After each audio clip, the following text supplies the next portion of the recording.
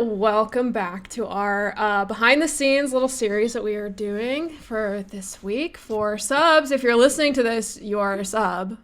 Unless we have, for some reason, released this to the public some, I don't know, months down the road or something like that. But if you're a sub, we very much appreciate you, and we're making this just for you because we want something to give you, some way to say thank you. So I'm joined here, as always, by my friend, Rob. Hello! It's much more comfortable being introduced to the second time. It's much less off-putting than I was expecting it. Hello! So today we are doing something a little different than the first episode. For the first episode, we kind of talked broader strokes and stuff that kind of spanned across many different episodes. But today, we thought it would be fun to recreate one of the most iconic, most notable scenes in the season from the ground up. And that is the Arachiid Estate Red Maw infiltration video sequence. So I think we're going to talk about it a little first before we dive in. We spent about 10 minutes looking for Rob's notes before we started recording. And now we're here. So yeah, I don't know. Rob, do you want to kind of talk about your development for this whole little sequence here? Sure, yes. So we did just spend the last 10 minutes looking for my notes on my Google Drive. Very frustratingly, I found the notes for the episode prior to this one and after this one. But for this episode, for this specific scene, I wrote all my notes on a legal pad because I think I came up with the idea to do like a cut together video sequence from like these droids. Kind of like in the evening while I was sitting at my writing desk, like reading some legal treatise, and I had my legal pad there and kind of got the idea and so scribbled it down. But yeah, it's one of the most difficult to describe and difficult, I think, to like edit together scenes that we have, because we are trying to, using only audio, like portray what it's like to watch a series of security cam footages like cut together during like a break-in and a battle sequence. So it's like, you know, right off the bat, like a cool but also very technically difficult thing to get across in an audio only medium. So yeah, like we were just talking about, you know, I said to Hannah, oh, there goes my coffee maker, letting me know that it's no longer making coffee. Appreciate it. But I was just talking to Hans, you know, like I'm not sure how closely like the final product matches my notes. And then we're kind of going through it, and it's like, oh no, I actually pretty much word for word wrote out exactly how this had to go, including in the cuts from different camera feeds and from like which droids the footage was being taken from. And Han did a really nice job kind of following along with my description in this. So yeah, in terms of like where I got inspired to do this, like the whole like first arc of GuildFellows is like very mystery heavy, because I'm like, you know, also like introducing the characters to the world and to like everybody in it, and then also setting up the main conflict. So it made sense to like have a lot of like clues building up to like incomplete information and stuff with like the Arachiid Estate arc. And since the droids had been corrupted, right, there needed to be a story about how they got corrupted and what happened. And it was a convenient way to introduce kind of the main villains of the story without showing too much information about who they are. And so, yeah, I thought like Rosie cobbling together this video sequence for the main heroes would be a kind of a fun way to pique your guys' interest and kind of keep the plot moving forward. It's a funny thought of Rosie sitting down with iMovie and just fucking putting all these sequences together from each drawing. I didn't think about that before, but She's drinking like a coffee flavored Monster Energy drink and like, yeah. Trying to figure out all the keyboard shortcuts and all that. Cool. So, yeah, a lot of this, I think a lot of this that I'm going to talk about, I think kind of goes back to the whole, something that I was talking about in our main feed episode with like stuff happening fluidly together to kind of create a scene that's happening. With this, the way we kind of made it more immersive, or at least how I made it more immersive when it came to the sound design, is I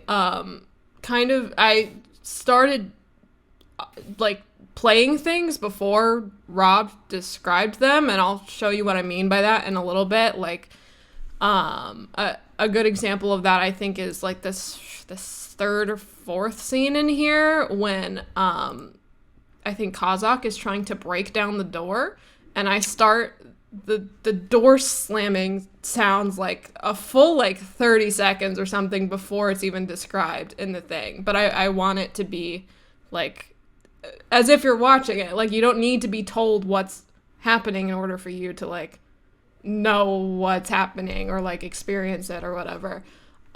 So I have a clean cut of the dialogue here. You can see there's some cuts already made. It's already like all those spaces are taken out and everything.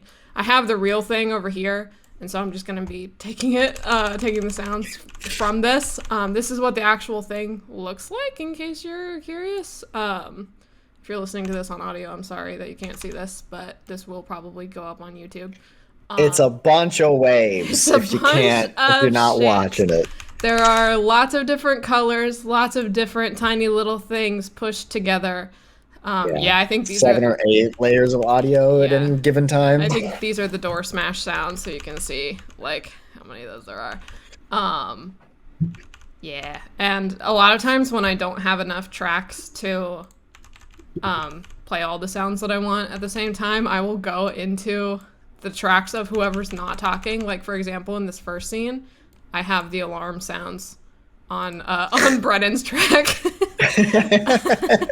That's pretty funny. I already have 3 down here. So yeah, cool. So I think we can just get into it. The kind of like recurring motif that happens here is through the TV static, is this sound. That's kind of the transition sound between each thing, and I don't even think you described it as static. I think you just said there's a cut, and I think I just made the creative choice to make it like TV static. Which works really well, because it's kind of like CCTV footage, except it's inside the head of droids. Yeah.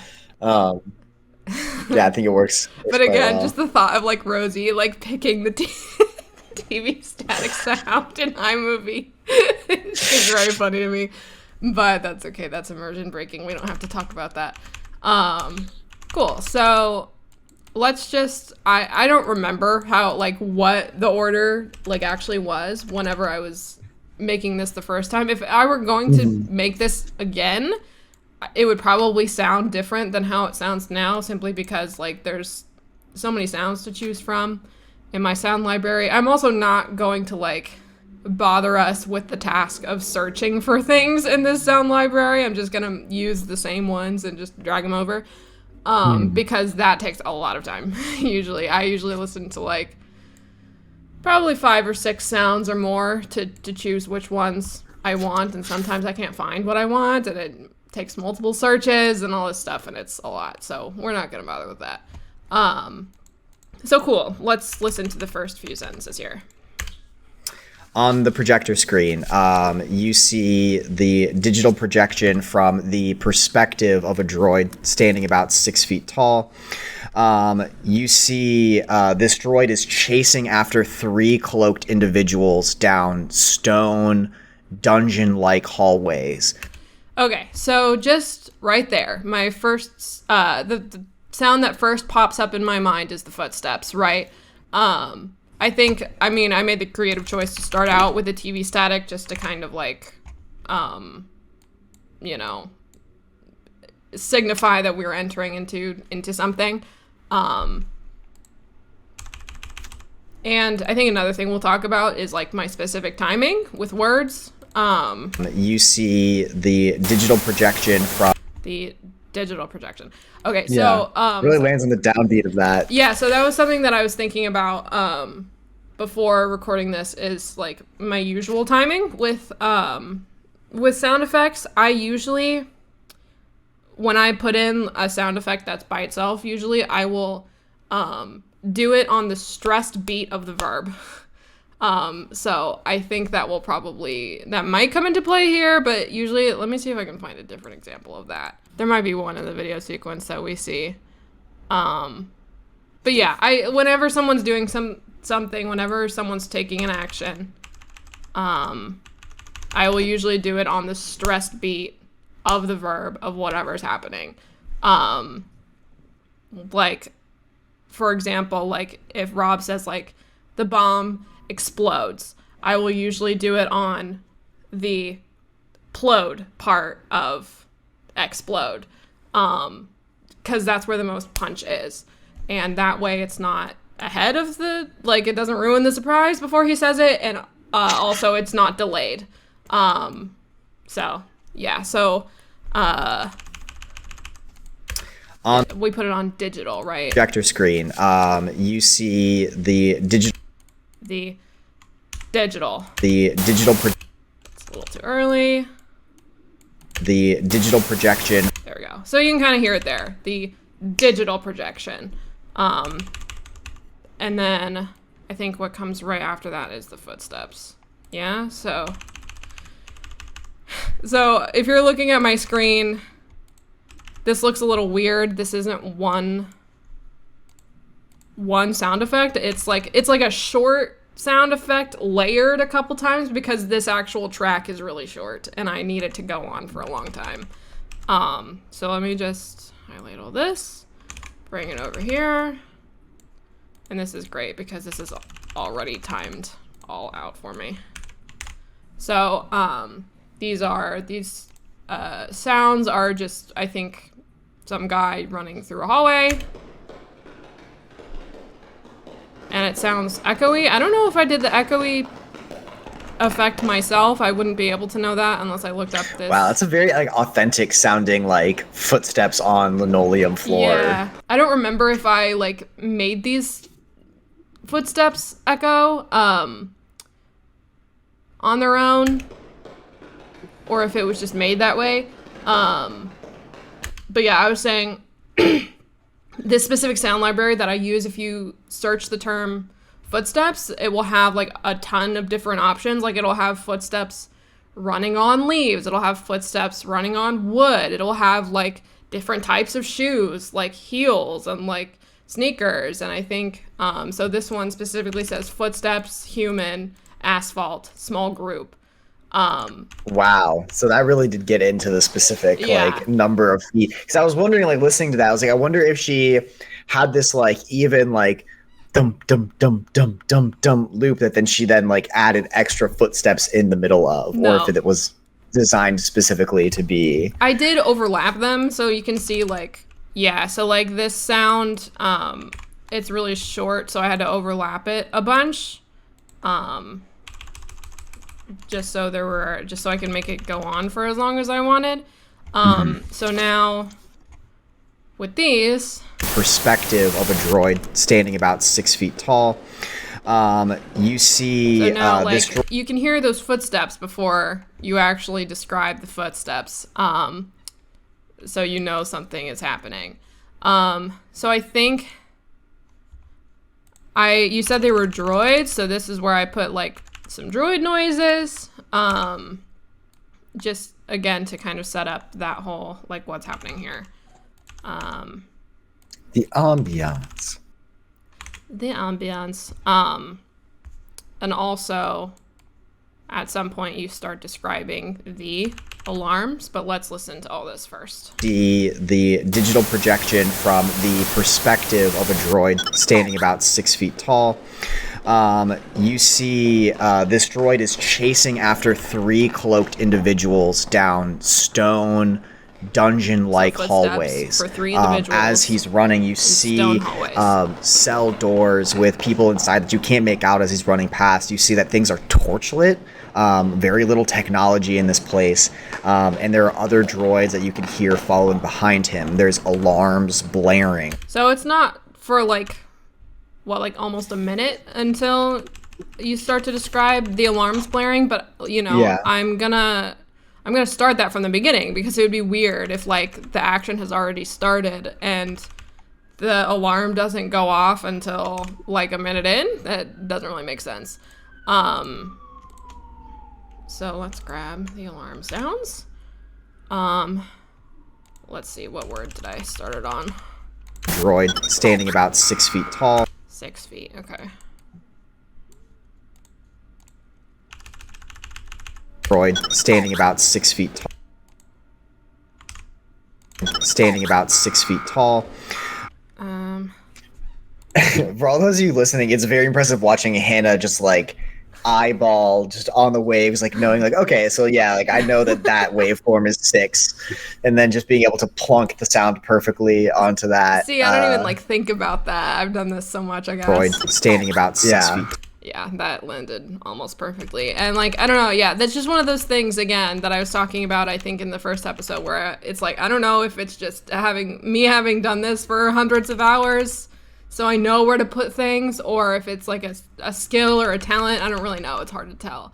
Yeah, I think everybody just like develops an eye for what they're doing. Once if you put enough time into something, like you can kind of just build up those shortcuts and those little tips and tricks. I remember like when I would edit on Audacity, which shows the waveform slightly differently. It's a little bit harder to make out what's going on, but like based on different people's audio waves, you can kind of tell like, oh, like somebody's like kind of like choking on their word there, or is like not quite like speaking up there, and you can kind of tell. But yeah, anyway, alarm sound.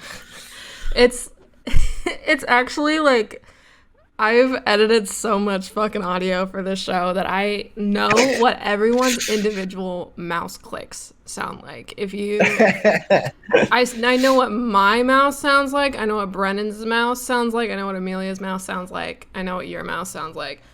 And I edit it out every time. If you ever hear, if you're an audience, if you're a listener and you hear a mouse click at any point in time, I promise you, I wanted to edit it out, but for some reason I couldn't, either because it was like happening as someone was talking and I would have to edit out like a word or something. I hate them. I have begged everyone to buy silent mouses just so I have one. I'm guilty of this and I don't even fucking use it. It's just, I don't know, that's a rant for another day. But, yeah, I know what everyone's mouse individually sounds like. So that's fun. I can also tell you who has the noisiest chair. Spoiler alert, it's Rob. Yeah. Has the noisiest chair. Brennan is number 2 for noisiest chair. I'm number 3 for noisiest chair. My chair was even noisier before I got my new one, and yeah, I just like it also bugs me because I can hear it through my mic too. I just like it's so hard to see, like this. If you look at all of these like empty spaces on the audio, that means something was happening that I had to cut out. I think Brennan is who I have to cut out most here. You can see there's a lot out of Brennan's audio track. He's yellow, and I think that's because he had go or something. There's a lot here that I didn't cut out. What is this sound? I don't know. Just something in the background. Because I think he has dogs that bark sometimes. He has a very loud keyboard. Also, I think his mic is one that like, it has like a noise gate, so like it's quiet when no sound is happening, but when it can hear sound, it amplifies it, It's one of those like, noise detection, whatever, microphones, so it's like weird, and kind of annoying. But it's good for like streamers, but it's not good for me. Anyway, back to what we're doing. So alarms go off. So as you can see, we're adding layer by layer by layer. Let me also add all the other droid noises. Cool. So now we have, 4 4 layers of audio going on. Perspective of a droid standing about 6 feet tall. You see this droid is chasing after 3 cloaked individuals down stone dungeon-like hallways. As he's running, you see cell doors with people inside that you can't make out as he's running past. You see that things are torchlit. Very little technology in this place. And there are other droids that you can hear following behind him. There's a and running past. You see that things are torchlit. Very little technology. Okay, so one thing that I like, a choice that I had to make here is that, like, you mentioned it being torchlit, and like my brain immediately wants to like add flame sounds in the background, but like, because there are torch noises. I think we looked at some in the last BTS episode, but there's already so much going on. I had to just like, it would be drowned out. So like I have to make that choice of not adding it. I have to hold back a little bit sometimes. It's also a weird vibe too, because like I'm doing you no favors with making a high-tech Resident Evil mansion that is both like esoteric and antiquated, but also like has droids and other shit in it. So it's like it's a completely like needlessly torch-lit basement that I put in this like otherwise like technologically advanced man's house. But but that's okay. It's cool. It gives it like a very unique sound profile because, you know, on one end it is a dungeon, but on the other end there are like futuristic, you know, fucking droids, blaster sounds and shit. Cool. Let's keep going. Very little technology in this place, and there are other droids that you can hear following behind him. There's alarms. The droid blaring. sounds are pretty intermittent because intruder alert, it's just intruder like alert, and these droids are chasing without it being what annoying. you can tell to be the intruders who had stolen something from Mr. Veltz. You can see that these 3 figures, there is one that is noticeably taller than the rest and slender. There is one that is medium height and bulky, and there is one that looks feminine and short. And they are again running away from these droids.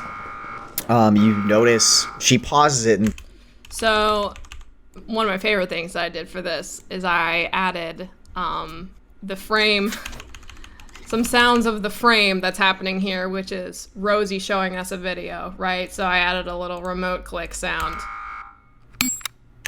before she starts talking,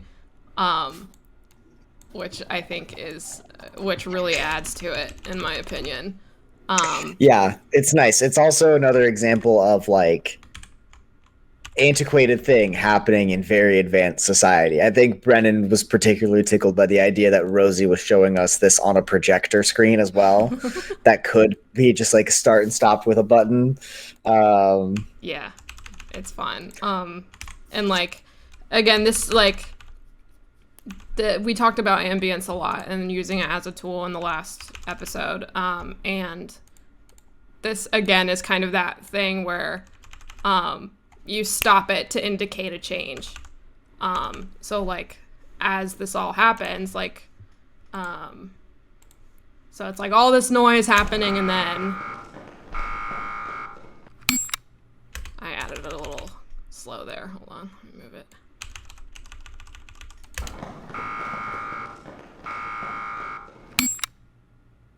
And then nothing, and now Rosie's talking. So you can just tell that like you're supposed to be taken out of it for a second because it's paused. Mm-hmm. The video is paused, right? So then it's Rosie talking. Notice she pauses it and says, "Notice that there are blood splatters on the stones of this area that they're running through. Don't know what that could mean, but it doesn't bode well." She continues the video. And then I think I unpaused it again. But I also want to talk about Rosie's voice for a little bit here. Rosie's voice is just, it's so good. Like, both Rob's, like, diction and, like, what's the word? Cadence with Rosie. And then also just the fact, we kind of, when we were first developing Rosie's voice, you were pretty like hesitant on me putting any like voice effects on her, I think, because you didn't want it to be super over the top. But I think the way that we've done it makes it sound really good.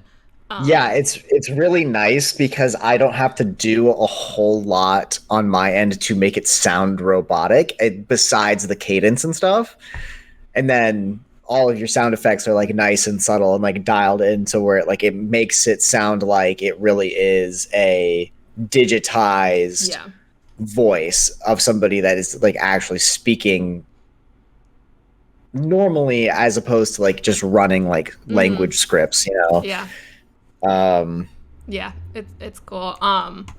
I'll show you how I do that real quick in case anyone is interested. I'm gonna have to do it on a random voice clip because I can't undo it here. And they are again running away from these droids. Okay, so let's do it on this. And really my process of developing this is just finding a good preset that already exists in Audition and being like, that sounds right, and just using it. You can't see my little menu here, but I think the setting is if you use Audition, the specific effect I use is a reverb, a convolution reverb. Yeah, you can't see that. That's annoying. The actual preset is called Interred, Interred. And it's one that is like already built in. So I apply that and I think, yeah, it changes. You can see the waveform change a little bit. And also what this specific preset does is make it quieter. So I always bump it back up to where it was. So now, Audition, catch up with me, please. And they are again running away from these droids. Yeah. Yeah, that's interesting. It's funny listening to it without me setting up the voice line for it. Yeah. Because it definitely does sound off, but I also can hear in my head, it's like if I had said that line differently. I wish I could do it. I wish I could get the original line of Rosie talking without it, but unfortunately I do it destructively. And that's like the actual term for it. Like if you mess with audio files like in Audition in this window as opposed to the multi-track, it will like save it like that, so you can't undo it. So that's called like destructive editing, which you're not supposed to do, but I do it just to save time. But why would they give you the option to do it if you're not supposed to do it? Yeah, I know, exactly. Cool. So Rosie is talking. Know what that could mean, but it doesn't bode well. She continues the video. Okay, so this is probably gonna be an example of me putting the action on the verb on the stress syllable. Bode well. She continues the... Okay, so did you hear that? I said, or Rob said, she continues, and I put it right on the tin of continues. Doesn't bode well. She continues the video. So it's on that stress syllable of the verb, right? So, yeah, so this is the rest of the alarm sequence. Video, and she can...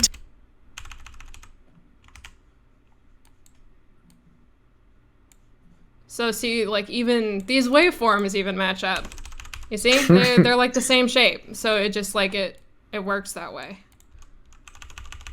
She continues the video, and we're right back into the action with that. Nice. Add more footsteps. I think this is just more of the same. Oh, okay, we got gunfire here. We got gunfire. So yeah, let's. Okay, yeah, that should be fine. Grabbing the footsteps, and we got some blaster noises. Fun times. I think it was about right there. So let's continue listening. Continues the video, and the droid whose perspective you're seeing from fires blaster shots as they... So when there's multiple like that, I don't really stick to any like rule like I do with the syllables or anything like that. I just kind of make it more atmospheric than anything else. As far as like the timing goes. And again, this is like super nitty gritty, but that's what the purpose of this episode is to go into the nitty gritty shit. Hopefully it ends up being interesting. So now we are going to be cutting to a different scene. So let's listen through to the end of this. There's blaster shots as they peel through a door. And then the video hard cuts to an ornate looking interior of what looks like a mansion sitting room that has been completely wrecked. There's red velvet chairs that have been split in half. There's blaster holes that are burning into the like white like plush carpet. So the challenge I think with this scene specifically is that there's like this is not like an issue with you, I'm saying, Rob. This is just an issue with the room itself. Is that like you describe it as like an ornate like sitting room? There's no noise that is happening inherently in this room. So I don't remember if you described there being a fireplace, but I put the sound of a fireplace. You might have described it. I honestly just can't remember, But a fireplace is a good thing to add in there because it's ambiance that even though it's not described literally, it's like it communicates well the same tone of the room. And I don't know if I actually intended it to be an actual fireplace or if I intended it to be the sound of a room on fire, of like things actually burning in the room. Amelia just texted me an Ellen Ocula song. Fun times here at GuildFellows HQ. Cool. So, yeah, we get that hard cut again. Hard cuts to an ornate looking interior of... That one was short. This was a short cut, I think, because I think there was just not as much room. But it's not bad. It's just, it's different from the first static sound. Just slight edits to how that sound plays, and then... Yeah.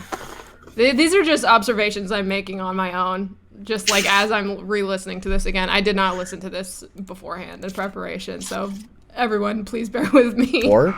And then the video hard cuts to an ornate look. That's a little janky. I don't know if I messed up the timing with just copy and pasting here. Let me listen to this. And the droid whose perspective you're seeing from fires blaster shots as they peel through a door. And then the video hard cuts to an ornate... Okay, see, I timed it a little better here. There's a little bit of a rhythm here. I don't know if people can hear that the same way I can. There's like, I don't know, like the static starts when another... Like, when you're expecting another, like, alarm beep, if that makes sense. Yeah, continues the rhythm of the previous sound. Yeah, so a little bit better. I think I just copy and pasted it weird on the other one, but if you listen here... And that's such an ear thing. Like, that's something that, like, probably you and I only would really, like, look for. Of, like, when those sounds start and stop. Yeah. I mean, even when I listen back to the episodes, I don't think about stuff like that hard because as the audience member you shouldn't be like, it should feel very natural, which it does, but also it's like it's way different when you're like zoomed into like a 20-second bit of a waveform for like a half an hour and you're just like, fuck, I gotta line up the rhythm of these two sounds that with no metronome, no nothing. Like I just gotta hope that I can get onto this 4/4 alarm beat somewhere. Yeah, no, and just like as a choir kid and band kid growing up, that's just something that's a little bit innate to me. But also like on that same point, I will like I don't know if people notice this, but like usually when I'm looping like ambient sounds, they're usually only a minute or two at the most, and sometimes when there's like really repetitive, like something that really sticks out in those ambient sounds, like recently for the Kashyyyk episodes, there have been like I've used like a shopping center one because we were in like a plaza or something, and there are people that like yell or laugh, and so like I feel like Like it'll repeat every 1 or 2 minutes. I'm like, are people hearing that? Are people hearing it? Like that same like one sound repeat every 2 minutes? Is it driving them crazy, or do they even notice? I don't know. So sometimes I have to take that gamble to see if people notice or not. I haven't gotten any complaints about that so far. So I'm hoping that nobody actually notices. But I just like, that's something I get paranoid about whenever I use ambience for like fucking 20 minutes in a row. It doesn't stick out to me as like, oh, there's that same noise again, but because those smaller noises tend to blend more into the background and are just like more like kind of audio context, there will be times where I'm like listening to the podcast like after hours, like late at night, and I'm walking around my apartment and all of a sudden I'll hear like a random laugh that feels very distant. I'm like, like, what the fuck was that?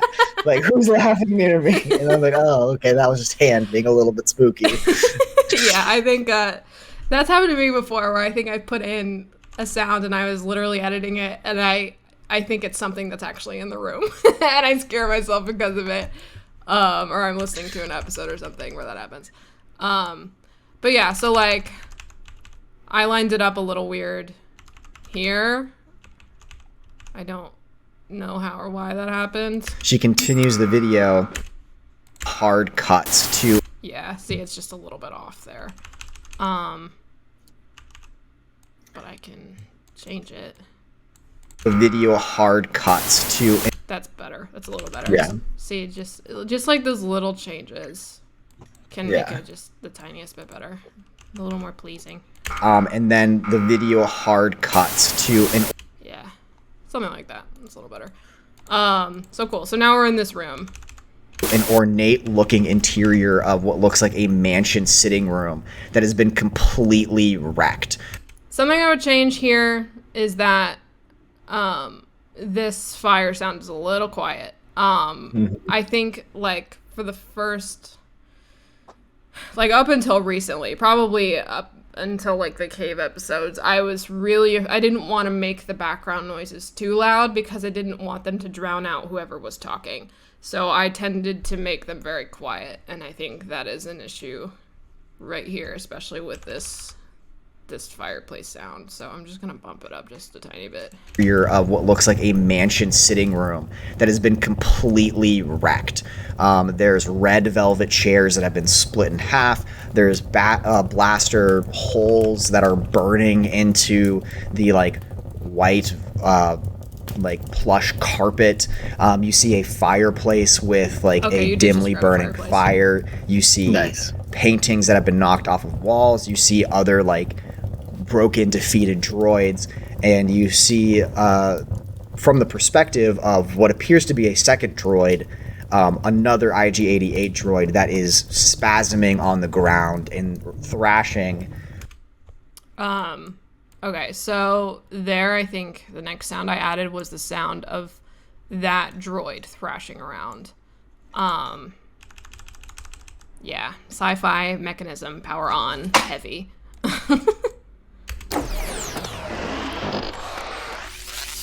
Yeah. So it's a good spazzy sound. Yeah, no, I think it works really well. Let's see where I put that. Another IG-88 droid that is spasming on the. Okay, so that's another thing. It is spasming, right? So I put it on like the downbeat of that word. This isn't really a good sound to where there's like a clear end point, but like, you know, same concept. That is spasming on. It's a little early, but that's okay again because there's not really a clear end point. And I make the rules, and I can break them when I want to. There's red velvet chairs. You see a fireplace with like a dimly burning fire. You see paintings that have been knocked off of walls. You see other like broken. Okay, another. I just had the like my instinct here was to hit the the 2 times the double speed button. But I realized that would probably be very jarring to everyone listening if I were to suddenly hit the 2 times speed. But like when I'm editing, a lot of times if I'm like running really behind one week, this is what it will sound like. Like plush carpet. You see a fireplace with like a dimly burning fire. You see paintings that have been knocked off of walls. You see other like broken, defeated droids, and you see from the perspective of what appears to be a second droid, another IG-88 droid that is spasming on the. Okay, so that's where it is. This is. See, now I'm just gonna talk super slow on purpose so that when you double speed it in editing, it'll sound normal. Yeah. You don't sound like a chipmunk. Droid that is spasming on the ground. That's good enough. And thrashing, similar to how the droids that you fought were thrashing and resisting against the worms on the ground. And that droid is muttering. And every time I say the word thrashing, I just think of Bob's Burgers and Tina. I've only seen a little bit of Bob's Burgers. Is that something she says a lot? Yeah, I think the joke is that she thrashes in her sleep, like, and it's kind of like a fish yanked onto a boat where she just like really thrashes about. Amazing. Yeah.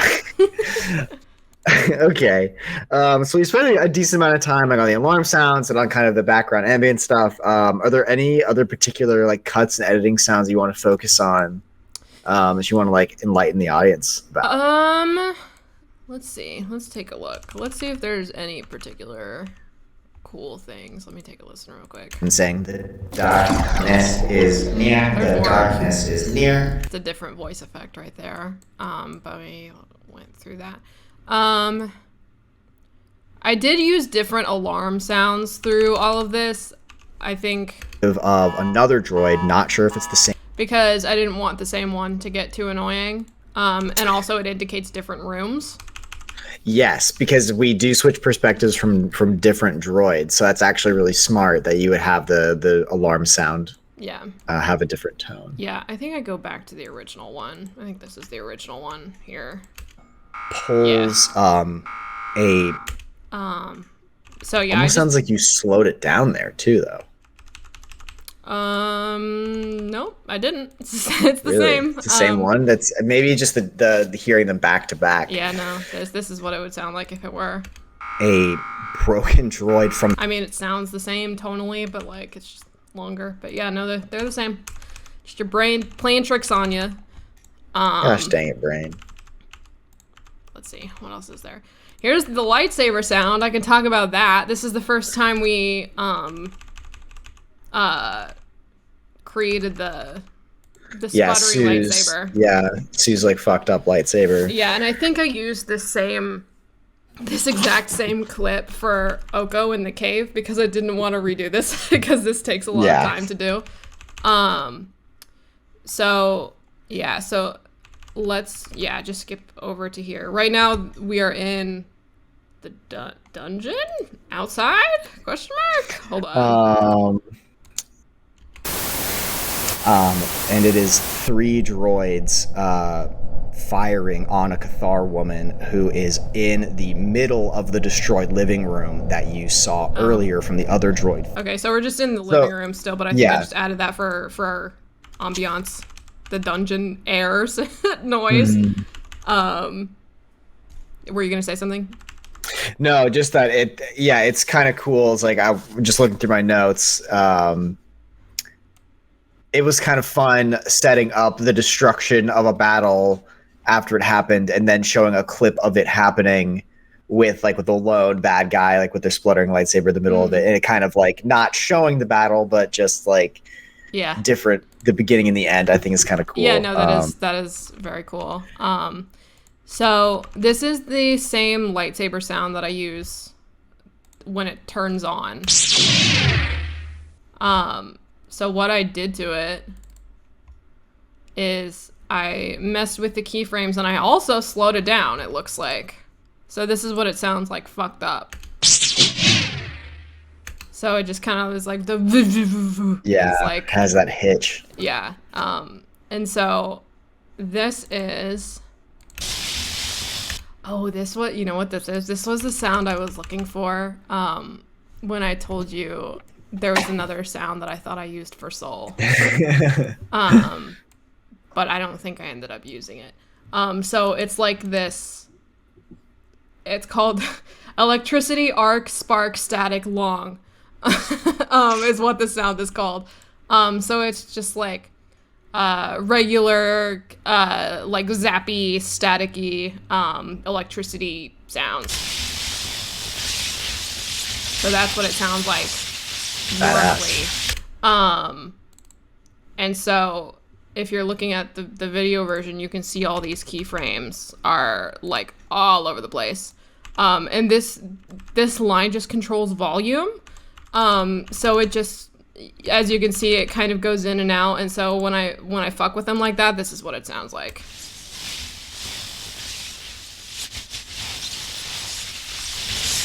It gets louder, softer, and then some more uneven spluttering. And then I think I have it just even out here. Reflecting. Just because the attention is taken off of it. So yeah, that was the first time I fucked with something like that. I fucked with the lightsaber sounds. It's so good messing with the keyframes like that to get that effect. Yeah. I think it makes it pretty visual too. You can it makes it easy to imagine. And that's the last scene.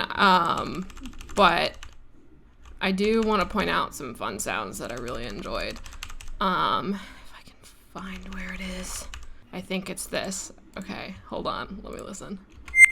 Yeah, that's the crown. All right, amazing. Ooh. So this is when Sue is putting on the crown. This sound is actually called user interface alert reverse ding delay echo.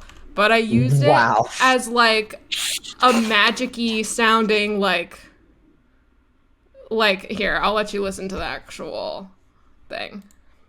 From the Sleepless Circuit, put on a circular swirling crown on her head and a flash of purple light that deafens and destroys the thief. So I don't know, I think I was just imagining like just this magic like crown, like the magic crown when she puts it on her head, just like this this magical. It sounds magical. It doesn't sound like it's like a resonance. Like it sounds very much like a glowing like because you also said there is a burst that comes out of it. So I'm just imagining like this thin circle or something. Like if there's like a gem on this crown, it like pulses and makes that noise, right? Makes that little glowy dingy noise. It's really kind of funny that ding is like a UI noise because it's, I think, like in essence basically what is being communicated, because the crown is being like equipped and attuned. Basically it's a magical item, so the fact that it's like a ding, like welcome to crown interface, like I what evil acts would you like to do today? No, it's very nice. I think it works. It's again a nice blend of sort of like the antiquated notion of like a magical crown with like very technologically advanced space wizards. And that's why it's sometimes really hard to find specific things that I'm looking for, because I wouldn't have remembered that that's called fucking user interface alert. I would have thought of it as the magic crown sound, you know? And then this stinger of the feed being destroyed, I think was cool. Okay, one more scene that I want to talk about. I won't drag this episode on as long as the other one was. So this one is when Kazakh is trying to break down the door. So here's just the regular narration. And then the feed cuts again. And seemingly you're seeing a video from earlier in time. A droid says, the droid that you're seeing, whose eyes you're seeing through, extends a hand out to the three figures again, who are in front now of a black stone door that they are trying to break through. Okay, so that is what? How many seconds of lead up? Like 20-ish seconds here. Here's what the finished product sounds like. And then the feed cuts again. And seemingly you're seeing a video from earlier in time. A droid says, the droid that you're seeing, whose eyes you're seeing through, extends a hand out to the three figures again, who are in front now of a black stone door that they are trying to break through. So, we cut in the video, and like, I'm not gonna wait 20 seconds for Rob to say that they're breaking through a door. I'm gonna have them breaking through the door as soon as we cut the video feed, because that's what happens as soon as we cut the video feed, right? So I don't know. I think that was just a cool thing to be like, oh my God, what's happening right now? Yeah. Why is there a noise happening? It's just like, it's a tool to get people excited for what's coming. Like, what the fuck is happening right now? It adds some nice suspense for sure. And then it ends up turning into door that they are trying to break through. The door is fashioned in such a way where if you didn't know to look for it, it would blend seamlessly into the black stone of the wall. And the Trandoshan is operating some sort of machinery to try to break through it. So yeah, I guess I waited until then to add the little, like, there's a machine that he's using to try to break it in. Because I don't know what I was imagining in the moment in terms of what the machine would look like, but the sound of like the mechanical like adjustment and then the impact really makes it sound like they have a complicated like apparatus that is like hammering into this lock, which like sounds like pretty neat. It's like it creates a visual picture without much physical, with pretty much no physical description of what this looks like. It's just all audio, but those little cues make it really convincing. Yeah. And I think, I was just, I wanted to make it a little more visual, just because, take your idea and just make it a little more of a realistic thing there. And then there was one noise where I think he deployed a shield at one point. Yes. And I liked that noise. Round and starts trying to mess with it. No, that's not it. I'm trying to remember where the fuck. It's probably near the end. It's probably a set of sounds before the lightsaber. Yeah, these are blaster fires. This is an air sound. Where the fuck is it? Circular. No. Smaller combat droids flying. That's Oko, throwing the droids across the room. Is it this? A shield. Yeah, it's this. Okay. So this is when they are, I don't remember what room they're in, but Kazak deploys a shield. And Doshin in front of her, who deploys a shield in front of them as blaster fire ricochets. Yes, I like that little. See, this is a good. This was a good. It's kind of like a stretching sound. Yeah. So, I think I made this. Yeah, I made this shorter. So this is what it sounds like originally is. And this sound is called open sliding door. So this is a door opening. like that is a sliding like screen door. Yeah, you wouldn't think. So this is it at like the regular speed. And I sped it up. So it's just a little quicker. Because a shield is not as big as a door. So, yeah, I don't know. A lot of fun sounds in this, but we don't need to go through the whole thing because we've already been talking for an hour. So, yeah. Is there anything else you think I should go over in here? Any other points? I think that pretty much covers it. You did a really nice job bringing this scene to life, and I know it was pretty difficult because I was giving you a lot of different things to jump between. So yeah, I think you really nailed it, and it was fun seeing the insight into like when you're dropping certain sounds and how you think about like the rhythm and the feeling of these different audio sounds. So yeah, thank you for your work. And yeah, your work I hope this was like insightful and fun for people to listen to, just to kind of hear. We were only able to get through like one and a half scenes, but pretty much everything we did here is just kind of repeated in all the other scenes, just specific to what's happening there. So yeah, this was fun. People get to see a little bit into like my creative process, I guess, when it comes to stuff like this. I really like being able to make stuff like this. I literally have this cut as its own like little audio file in case I ever make a reel for audio editing, because like this is cool. Like I still show this to people to be like, this is what our podcast sounds like. Go listen to it. And yeah, I think it's one of the things I'm most proud of in this season. And the first half of this episode, I can't believe the Bendu sequence and this are in the same episode. This episode must have taken me like 10 hours to do because like the Bendu is also in this. The Bendu isn't as heavy, but it's still I still had to make some creative choices there.